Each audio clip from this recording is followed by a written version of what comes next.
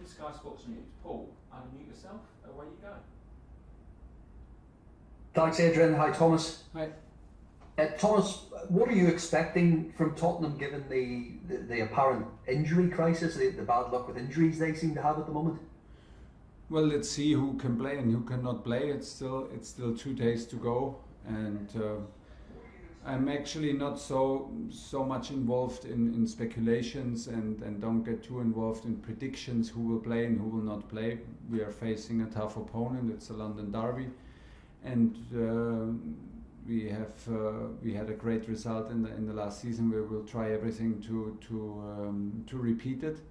But no matter who plays, some players came also back, and they will do everything to have their players back on the pitch. So we expect a tough side and a big crowd and a great match to play. One of the standouts for this game is obviously Kane versus Lukaku. That's what it's been billed at in some quarters. Do you see many similarities between the players?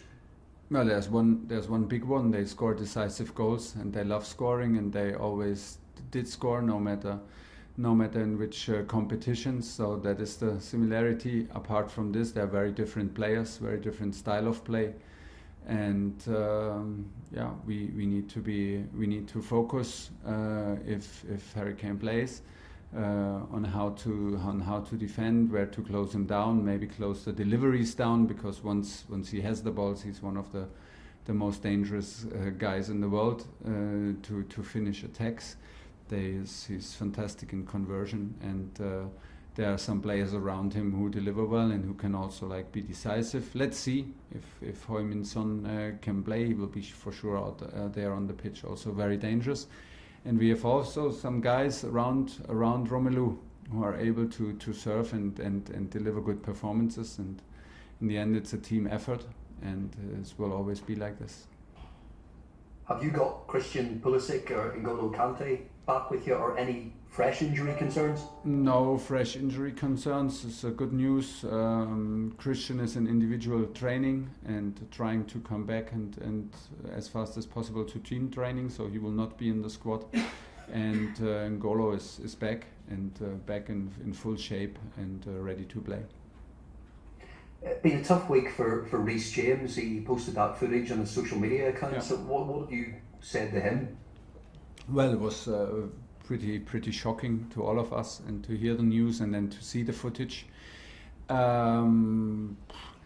There's not much to say. I think that it's a given that we support him. The club is very supportive, and we are supportive emotionally, and in the end we are here to sometimes it helps to focus on something else, to that not everybody tries to help you and wants to talk with you about it and again and again and again. Sometimes it helps to keep the focus on the game and on training and on what to do to have the best distraction.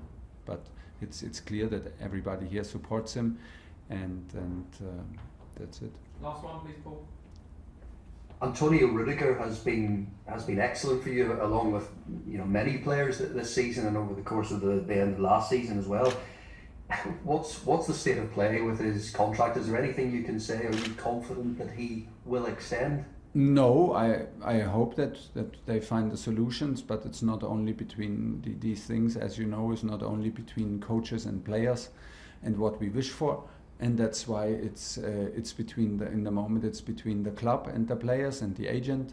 So we hope that they find a solution, and everything I can say that like you said, he plays excellent since a long time, very consistent on a very high level. I feel him very calm, very focused, and obviously not a distraction for him. So everything is in place, and give the things the time they need. Sometimes needs a bit longer. Sometimes things get very fast. But there's nothing new, no news from my side, and I think that Tony feels very, very good at Chelsea. He feels the respect from his teammates, and he feels the importance that he has in the team and in the squad. Well deserved, because he delivers. He feels the love from the supporters when he plays. He's in the strongest league in Europe in a big club. So not many reasons to change that, but in the end it's like I said, between him and the club, and it's in good hands. I'm calm and relaxed. Whatever has to happen will happen. John Southwood, 5 Live. Hello Thomas, how are you? Hi, I'm good. You've won the last 2 games, but is it fair to say that as a team you have to be your best in the 2 games? And if so, why is that? Yeah, but it's I think it's pretty normal. I did not expect us to be at our top level in early September, and not after this particular pre-season, after a long Corona period, after this particular pre-season, and after national break. I did absolutely not expect the very best game from us as a team. So for me, in the moment, is more important that we are competitive, that we show a certain mentality, and that we play relentless, and we have belief to overcome difficult minutes and games and periods within games. We have to admit that Aston Villa and Zenit played on their top level. So this is also what we have to accept and respect, that opponents are strong and competitions are hard. It's a good thing that we are able to win. It's tough in the moment to win for us. Things are not easy, but it's nothing to worry. We have things to improve in the rhythm of the game, in the understanding of the rhythm, in the accelerations, in the counter pressing after ball loses. So there is stuff to improve. Today we had a fantastic training session and used the time together to prepare this and to focus on these things. It's a good thing when you are able to win, and not by pure luck, but when you are able to compete, when you fight through hard matches, when you can win important matches, and still everybody is aware that we can and have to improve. And this is where we are right now, and we have still a long way. The season has just started yet, and it's not a surprise that the engine is not running like as smooth like maybe in the end of last season. It takes its time, but I feel us very competitive on a high level. And given the attacking options that you have, how big a challenge is it for you to try and get that balance right around Lukaku? I don't feel it like as a too hard challenge, because things get better and better, and there's also a reason we have now Romelu in. He's a key player, he's the reference up front. So we lost some players in the group, and everybody brings a different energy and a different setting. If we lose an important player, we don't lose only the player, we lose also the personality. Somebody loses maybe a friend next to him in the dressing room, and these things need a bit of time to readjust and to settle down and to be calm. Now we took, for example, the decision to have Malang Sarr, Ruben Loftus-Cheek and Ross Barkley in our squad. So these things take time. They were in an insecure place. Now they know what's going on. Everybody knows now what the squad is. Whom do we rely on? And from there on, the things will get hopefully easier and easier. And it's by pure repetition, being focused, and being aware that we have to improve stuff. We will improve, because we will have time together, and we use the time. This is the most important. And when is it happening? Here in Cobham, every single day, and this is what we're up to, and that's why I'm very positive. You mentioned Tottenham a moment ago, but you have to say it does look quite a good time to play them. They obviously played in Europe last night. They've got plenty of new injuries. They've got a new manager who's obviously trying to bring his ideas in as well. It's always a good time to play Tottenham, because it's a big match and big rivalry. So it's one of the matches that you want to play. So it's always a good time. I don't think in these kind of patterns if it's a good time because of manager in, manager out, players in. You never know. You never know the effect out of it. So they have a new manager that brings new energy. They had a fantastic start with a win at home against Man City. They created an atmosphere in the stadium that they were able to beat Man City and they played relentless and hardworking, and this is what they did. So we expect them to do the same against us, and that's why we expect a tough opponent. But it's an exciting match here in London, and we're happy to be part of it. I find us competitive. I trust in us, and I think that we need to be on our top level to have a chance to win the game, because that's what we're up to. Moose Talk Sport. Hi Thomas, how are you? I'm good, thanks. You said there that obviously you're not playing, the engine isn't quite running properly yet because it's the first part of the season.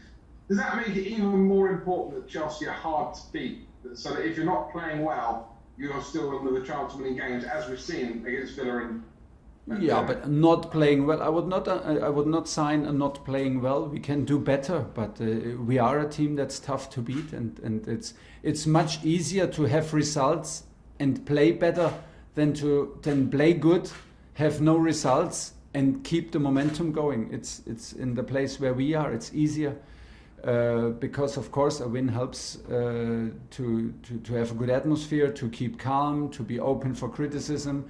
And this helps, and I think that in the moment I feel that everybody is aware that we can do better. We're not really bad, but we can do better. And in some periods of the game we have very, very good periods. But we have to admit that teams came very well prepared. Aston Villa changed for the first time in years their formation. They played with a fantastic attitude and quality.